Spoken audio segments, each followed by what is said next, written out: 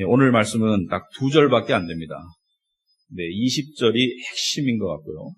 우리 가운데서 역사하시는 능력대로 우리가 구하거나 생각하는 모든 것에 더 넘치도록 능히 하실 이에게, 우리가 구하거나 생각하는 것에 더욱 넘치도록 능히, 충분히 충만하게 하실 수 있는 하나님을 이야기하고 있습니다. 그분께 교회 안에서와 예수 그리스도 안에서 영광이 대대로 영원 무궁하기를 원하노라.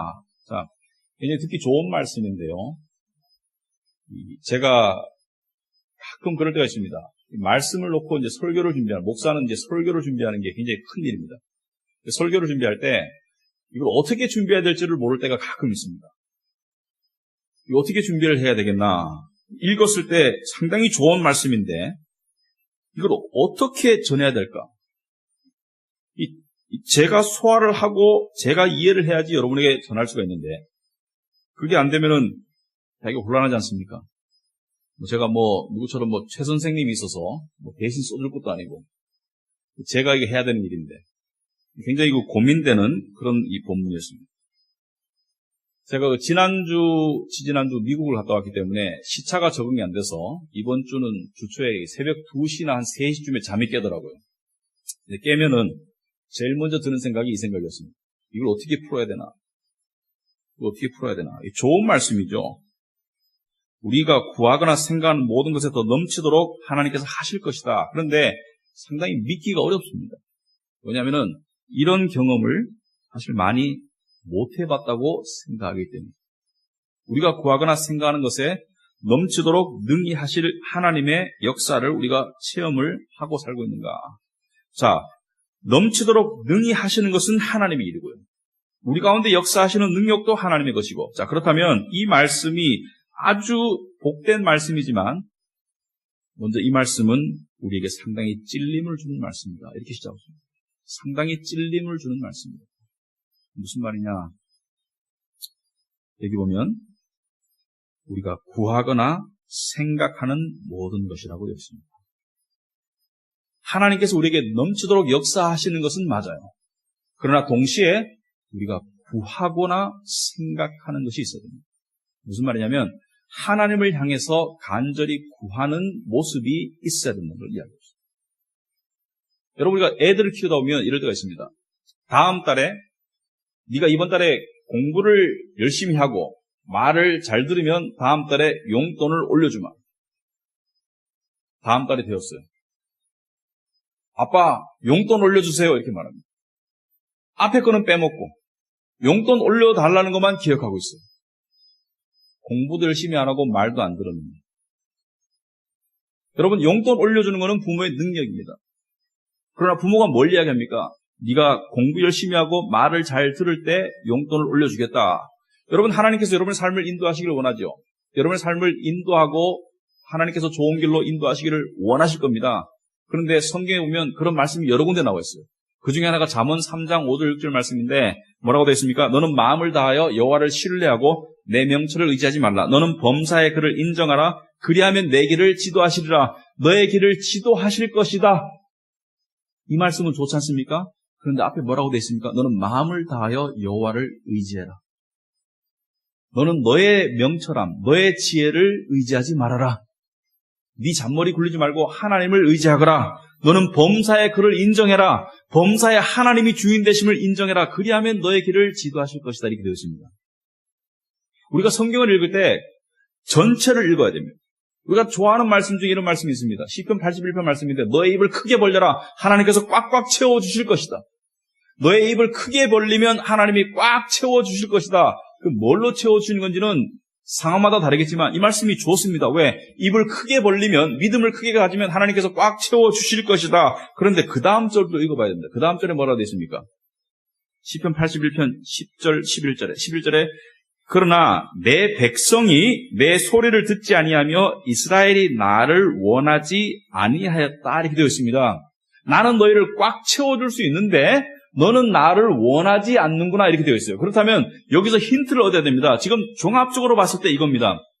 여러분, 하나님의 은혜와 하나님의 넘치게 역사하시는 능력을 체험하고 싶죠? 그것과 하나님을 원하는 것은 함께 가는 거예요. 하나님의 역사만, 하나님의 채워주시는 축복만, 하나님의 인도하심만 원하면 하나님도 놓치고 하나님의 복도 놓칩니다. 그러나 성경은 하나님을 원해라. 하나님을 원하면 하나님의 축복과 은혜는 함께 오는 것이다. 이걸 얘기하는 거예요. 여러분, 이 바리새인들은 성경을 열심히 연구했습니다. 바리새인들은 종교적으로 정말 열심이었어요. 예배도 꼬박꼬박 오고 일주일에 2-3번 오고 금식하고 정말 열심이었습니다. 그런데 예수님께서 뭐라 그랬습니까? 요한복음 5장 39절에 너희가 성경에서 영생을 얻는 줄 생각하고 성경을 연구하거니와, 예수님은 바리새인들이 정말로 이 땅에 마음을 두지 않고 천국에 마음을 둔 사람이라는 것을 인정하는 거예요. 세속적인 사람이 아니라는 거예요. 바리새인들은. 바리새인들이 인간적으로 봤을 때 나쁜 사람이냐? 그렇지 않다는 겁니다. 종교적으로 열심히 있고 그리고 금식하고 또 남을 돕고 그리고 마음 자체가 천국을 향하고 있었던 사람입니다. 세속적인 욕심을 많이 내려놓은 사람들이에요. 그런데 예수님께서 뭐라 했습니까? 40절에 그러나 너희가 영생을 얻기 위하여 내게 오기를 원하지 아니하는도다. 이게 핵심입니다. 다 좋은데 천국을, 영생을 원하는 것까지도 다 좋은데 나를 원하지 않는다.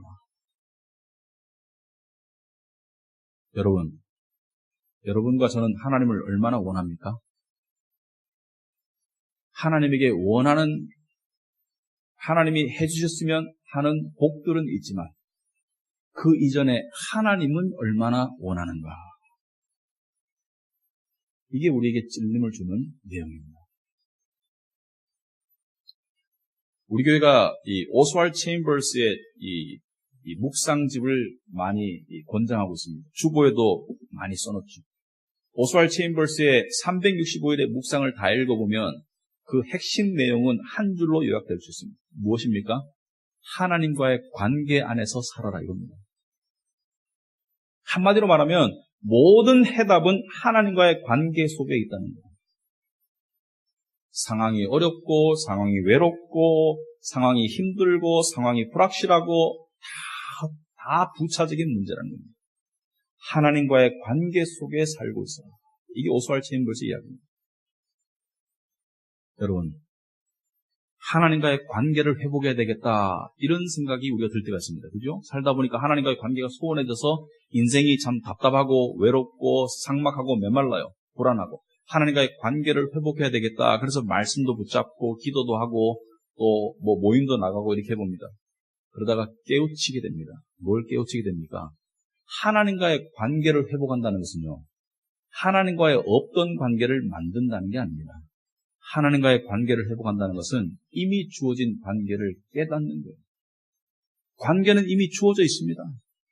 그래서 하나님과의 관계가 회복되면 하나님과의 관계 속에 나는 항상 있었구나, 내가 그걸 몰랐네, 이렇게 깨닫는 거예요. 믿는 자는 하나님과의 관계 속에 계속 있습니다. 그러나 그것을 우리가 모르고 살고 있는 것이 참 불행이라, 이것이죠. 여러분, 영혼이 힘이 없어요. 영혼이 메말라요. 영혼이 불안해요. 왜 그렇습니까? 하나님과의 관계 속에 안 들어있기 때문에. 그러므로 우리 인간에게 가장 커다란 문제는, 가장 커다란 위협은 죄가 아닙니다, 여러분. 죄는 다 지어요. 인간에게 가장 커다란 문제는 회개의 실종입니다. 내가 무엇을 회개해야 되는지를 모르고 회개가 실종된 삶을 살 때 인간에게는 커다란 문제가 옵니다.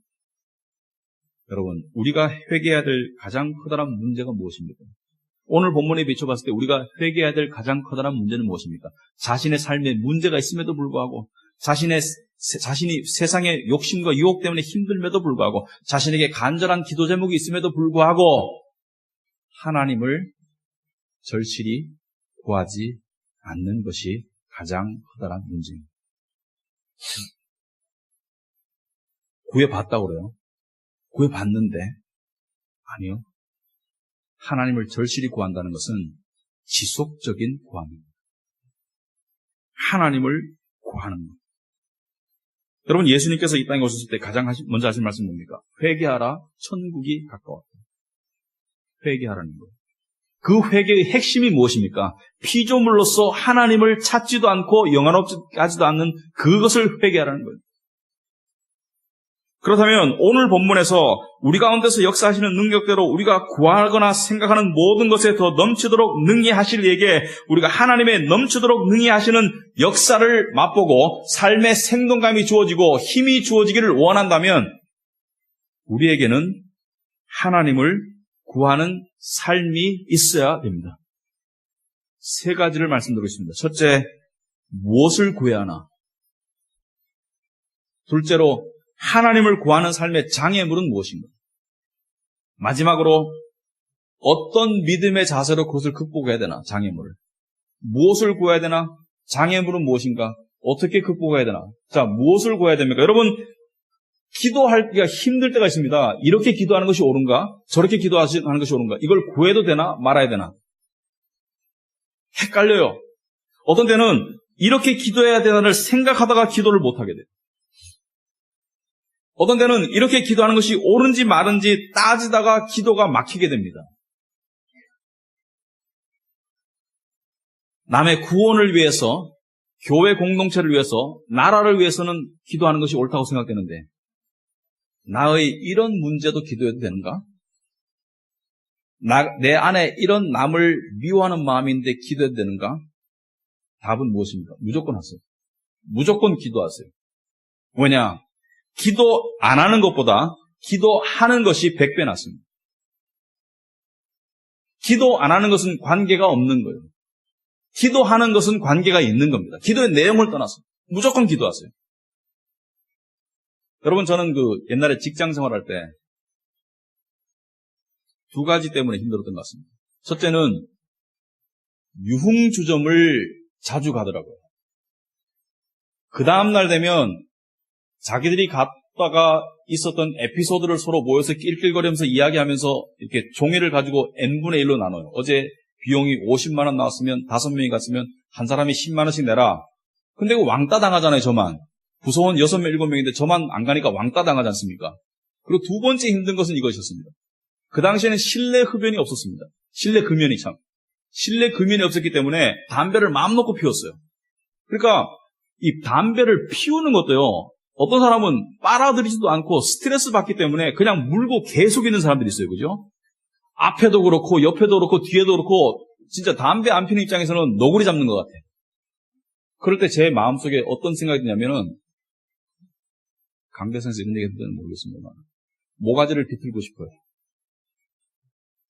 그러니까 어떤 생각이 드냐면은 이런 기도가 나옵니다. 하나님, 저 사람들 다 병들게 해줘가지고 아파서 술 못 마시고 아파서 담배 못 피도록 해주세요. 근데 이렇게 기도해도 되나? 이런 생각이 들어요. 이렇게 기도해도 되나? 이렇게 저주의 기도를 해도 되나? 그러던 어느 날 제가 성경에서 힌트를 얻었습니다. 여러분, 성경에는 많은 기도문이 기록되어 있습니다. 그 중에서 가장 기도문이 많은 것이 시편이고 가장 기도문이 많이 기록된 사람의 시가 다윗의 시편인데 다윗의 시편 109편에 보면은 다윗이 원수된 사람을 향해서 누군지는 모르겠지만 이렇게 기도하고 있더라고요. 109편 여러분 중보에 나와 있습니다. 6절에 보시면 잘 읽어보세요. 이게 기도입니다. 기도. 이렇게 기도했어요. 악인이 그는 지금 다윗이 지금 미워하는 누군가요? 누군지는 모르지만 미워하는 누군가요? 악인이 그를 다스리게 하시며 사탄이 그의 오른쪽에 서게 하소서. 그가 심판을 받을 때 죄인이 되어 나오게 하시며 그의 기도가 죄로 변하게 하시며 그의 연수를 짧게 하시며 일찍 죽여라 이런 얘기죠. 네. 그의 직분을 타인이 빼앗게 하시며 그의 자녀는 고아가 되고 그의 아내는 과부가 되며 그의 자녀들은 유리하며 구걸하고 그러니까 빌어먹으라는 얘기죠. 빌어먹는 놈이 되라. 그들의 황폐한 집을 떠나 빌어먹게 하소서. 빌어먹게 나오네요.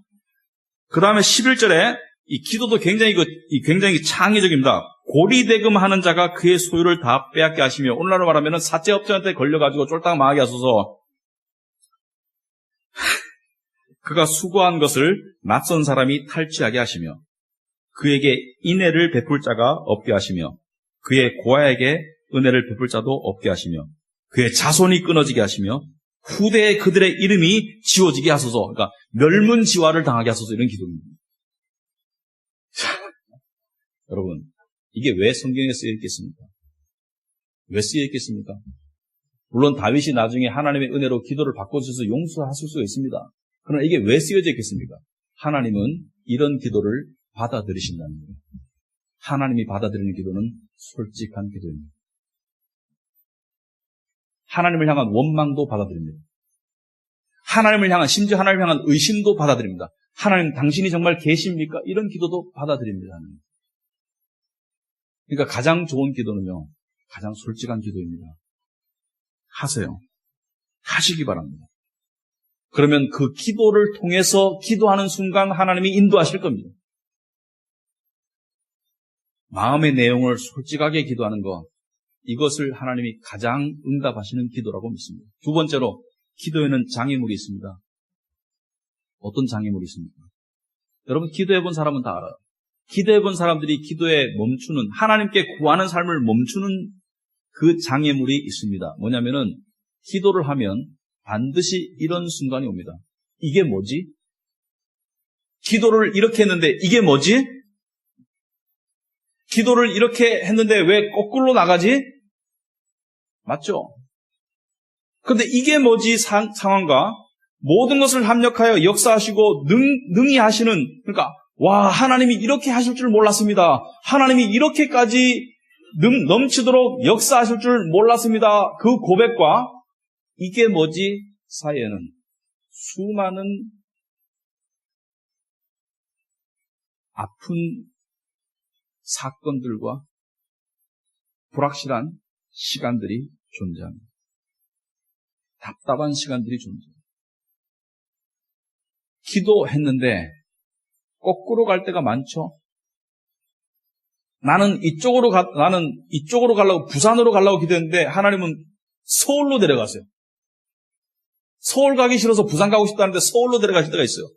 거꾸로 갈 때가 많습니다. 이게 뭐지가 많아요. 근데 왜 그럴까? 왜 하나님은 그러면 우리를 이렇게 괴롭히실까? 그냥 들어주시면 되는데, 사랑의 하나님이면 들어주시면 되는데 왜 하나님은 기도하는데 오히려 거꾸로 가게 하실까?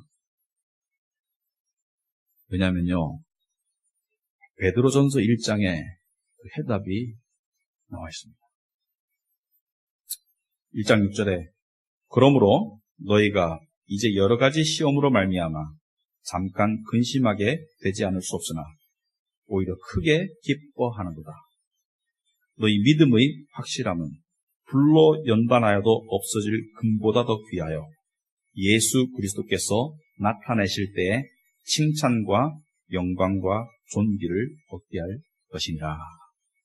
여러분, 우리는 금을 원하지만 하나님은 믿음과 금을 같이 주기를 원하십니다. 여러분, 금을 만들어낼 때는 쇠를 녹여야 됩니다. 강한 불로. 강한 불로 녹일 때 불순물이 제거되고 그 다음에 무엇이 나옵니까? 금이 나와요. 그런데 자칫 잘못하면, 그 과정을 이해를 못하면 뜨거운 불이 주어지는 그 상황 속에서 떠오르는 것은 뭐가 떠오릅니까? 불순물만 떠오릅니다. 그러니까 그 그릇을 팽개칠 수 있어요. 금은 없네? 불순물만 떠오르고 있네? 팽개칠 수 있는데 금이 고이고 있는 거예요, 밑에. 불순물을 걷어내면 금이 생기는 거예요. 하나님도 마찬가지로 이게 뭐지 상황 속에서 우리가 멈추지 말기를 원합니다. 간구함을. 믿음은 뭡니까? 믿음은 꾸준하게 하나님을 구하는 것이옵시다. 여러분, 구약에 보면 믿음의 조상들이 있습니다. 아브라함, 야곱, 요셉, 다윗, 룻, 한나, 여러 믿음의 조상들이 있는데 그 많은 사람들이 믿음을 이루기 위해서 겪었던 과정이 무엇입니까? 이게 뭐지? 아브라함은 자식을 준다는 약속을 믿고 구했는데 이게 뭐지? 안 주는 거예요. 여러분, 요셉의 삶을 한번 생각해 보십시오. 요셉은 야곱이 총애하는 11번째 아들이었습니다. 야곱이 가장 아끼는 와이프 라헬의 자식이었기 때문에. 근데 요셉이 집에서 총애받다가 어떻게 됐습니까? 형들에게 미움을 받아서 형들에게 죽임을 당할 뻔하다가 형들이 애굽의 종으로 팔았죠? 애굽의 종으로 가가지고 이 보디발의 집에서 이 종으로 지낼 때 여러분, 요셉이 뭘 기도했을까요? 상상하기 어렵지 않죠? 뭘 기도했겠습니까? 하나님, 집으로 돌려보내주세요. 10대의 어린아이입니다. 어머니, 아버지의 사랑, 엄마, 아빠의 사랑이 여전히 필요한 10대의 아이인데 뭘 기도했겠습니까? 하나밖에 없잖아요. 하나님 집으로 보내주세요. 이거밖에. 하나님 집으로 보내주세요. 기도했어요. 근데 어디로 갔습니까? 감옥으로 갔어요. 집으로 가야 되는데 감옥으로 갔어요. 누명을 쓰고. 그 감옥에 가서는 또 뭘 기도했겠습니까? 하나님 감옥에서 나가게 해주세요. 그래가지고 꿈을 해몽했는데 임금의 술 맡은 자의 꿈을 해몽해가지고 그 사람이 풀려났습니다. 그러면 풀려났으면 자기를 기억하고 자기를 꺼내줄 수 있는 사람이에요. 왜? 그 당시에 임금의 술 맡은 사람은 벼슬이 높은 사람입니다. 임금과 독대를 하기 때문에. 임금한테 한마디만 하면 돼요. 요셉이라는 사람이 있는데 억울하게 누명을 갖췄으니까 꺼내주세요 하면 끝이야. 근데 어떻게 됐습니까? 간절한 기도가 응답되었습니까? 응답 안 되었습니까? 응답 안 되었습니다. 이게 뭐지? 이게 뭐지가 16년이 흘러요. 감옥에서만 2년이 흐릅니다. 이게 뭐지? 이게 뭐지? 하나님께서 넘치도록 역사하셨습니까? 안 하셨습니까? 넘치도록 역사했다는 거예요. 여러분, 구약의 모든 사람들의 삶은 우리에게 이걸 말합니다. 우리는 이게 뭐지라는 상황을 겪으면서 그 속에서 믿음도 흔들리고 그 속에서 좌절도 맛보고 그 속에서 의심도 하고 여러 가지 상황을 겪었지만 그 모든 상황 속에서 하나님은 넘치도록 역사하셨다는 걸 보여준 거예요. 결론적으로 말하면은 상황은 나빴지만 하나님은 선하시다는 거예요. 여러분, 지금 여러분의 삶 속에 이게 뭔지가 있을 겁니다. 그러나 하나님께 구하시기 바랍니다. 그럼에도 불구하고 하나님께 구하시기 바랍니다. 솔직하게 구하시기 바랍니다. 그리고 또 구하시기 바랍니다. 그리고 생각 하나를 하더라도 한숨 짓더라도 하나님을 향해서 생각하고 한숨 짓길 바랍니다. 괜찮아요. 때로는 침대에서 일어날 수도 없고 기도하는 자세를 갖출 수 없는데 침대에 누워서 끙끙 앓을 때도 있어요. 힘들어서 그 끙끙 앓을 때 하나님을 생각하고 끙끙 앓기를 바랍니다. 하나님께서 반드시 넘치도록 역사하실 겁니다. 여러분, 우리 그리스도인에게 주어진 모든 약속은 그리스도 안에서 예스입니다. 예스. 하나님이 역사하실 겁니다. 히브리서 12장 1절에 이런 말씀이 있습니다. 히브리서 11장은 믿음의 선진들, 그러니까 이게 뭐지 속에서 믿었던 사람들, 심지어 어떤 사람들은 사랑하는 자식과 남편을 죽음으로 내몰렸어요. 그런데 그들은 무엇을 믿었습니까? 부활할 것이다. 부활할 것이다. 이걸 믿었습니다.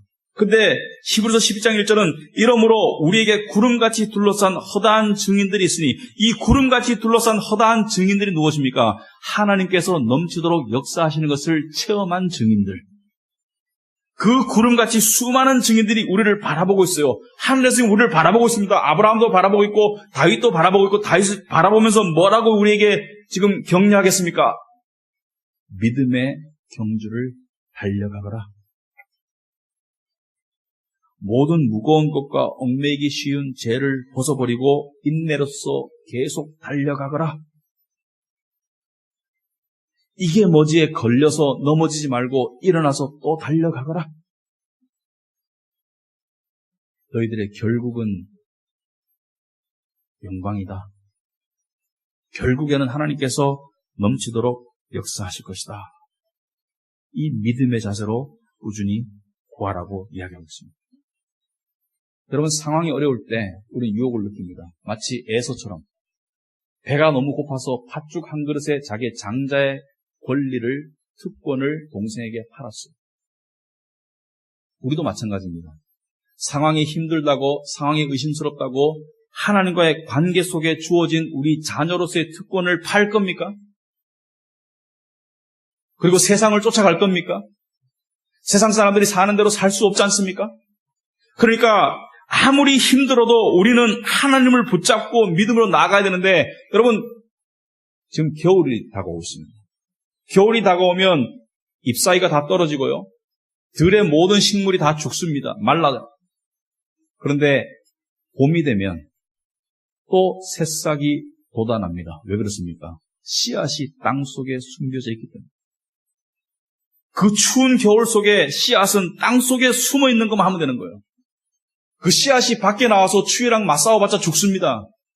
씨앗이 할 수 있는 일은 땅 속에 깊숙이 숨어 있는 거예요. 그 어두움 가운데. 여러분, 삶 속에 겨울과 같은 혹독한 시련이 있을 수 있습니다. 그럴 때 우리가 할 일은 한 개밖에 없습니다.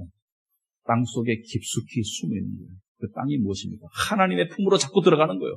여러분, 추우면 자꾸 움츠러들잖아요. 추우면 몸이 자꾸 옷 속으로 들어가지 않습니까? 마찬가지로 삶이 힘들고 고달플 때 우리는 하나님 안으로 자꾸 기어 들어가는 거예요. 하나님 안에 기어 들어가서 하나님 춥습니다. 하나님 추우니까 살려주세요. 하나님 도와주세요. 그렇게 집중하는 겁니다, 하나님께. 여러분, 복음이 무엇입니까? 복음은 예수님께서 한 가지에 집중한 겁니다. 십자가에 예수님이 죽으셨을 때 십자가의 그 고통 속에서 예수님은 어디에 집중했겠습니까? 여러분, 고통은 순기능이 있습니다. 고통은 인간의 신경이 한 군데로 모이도록 만듭니다. 여러분, 손가락 밑에 가시가 들어가면 그 아픔 때문에 모든 신경이 손가락으로 갑니다. 어디 몸 한 군데가 아프면 모든 신경이 그쪽으로 집중되게 되어 있어요. 고통은 우리의 정신을 집중시킵니다. 그러나 주님은 그 집중된 정신, 그 집중된 마음을 당신의 고통을 넘어서서 바라보셨어요. 이게 믿음입니다. 그래서 히브리서 12장 2절에 이렇게 말씀하십니다. 믿음의 주요 또 온전하게 하시는 이인 예수를 바라보자. 그는 그 앞에 있는 기쁨을 위하여 십자가를 참으셨다. 이렇게 말씀합니다. 십자가의 고통 속에서 주님은 그 고통을 넘어서서 어떤 기쁨을 바라보았다는 거예요. 그 기쁨이 무엇이냐? 그 기쁨이 무엇이었습니까? 바로 우리의 구원입니다, 여러분. 어떻게 알 수 있느냐? 예수님께서 십자가에 죽으시기 전에 마지막 만찬을 하시면서 떡과 포도주를 가지고 이렇게 말씀하셨습니다. 이 떡은 너희를 위해서 찢겨질 나의 몸이다. 이 잔은 너희의 죄사함을 위해서 쏟아질 나의 피다. 그러니까 이 떡과 잔이 상징하는 자기 몸에 찢겨진 피 흘림의 고통을 넘어서서 주님은 무엇을 바라보았습니까? 너희를 위한, 너희의 구원을 위한 것이 나의 기쁨이다. 그 기쁨 때문에 내가 참을 것이다. 여러분, 이 주님께서 저와 여러분에게 가장 원하시는 것이 있습니다. 그것은 우리의 집중입니다. 너희들의 삶 가운데 나에게 집중해라. 특별히 너희들의 고난 가운데 나에게 집중해라. 내가 크고 놀라운 일을 할 것이다. 이 말씀으로 말씀을 맺겠습니다. 기도가 습관이 되는 사람, 기도가 습관이 되는 삶, 기도가 여러분의 습관이 될 때, 하나님께 구함이 여러분의 습관이 될 때 기적이 여러분의 라이프 스타일이 될 것입니다. 하나님은 기적의 하나님입니다. 그러나 하나님은 우리의 간구함을 통해서 역사하시는 것입니다. 그런 은혜와 그런 놀라운 축복이 여러분의 삶에 충만하길 바랍니다. 기도하겠습니다.